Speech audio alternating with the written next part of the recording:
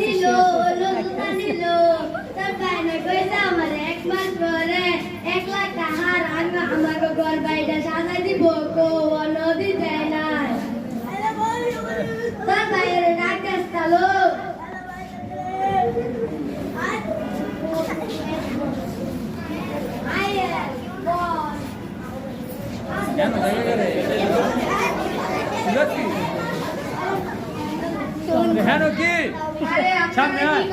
আপনারা যদি এমন করেন আমি কিন্তু আইনগত ব্যবস্থা নিব না বাজার আইনগত ব্যবস্থা নেওয়ার কোন দরকার নাই আপনারে আর আপনার বইনেরে আমরা আমার ছেলের মতো আদর যত্ন সহকারে রাখবো আচ্ছা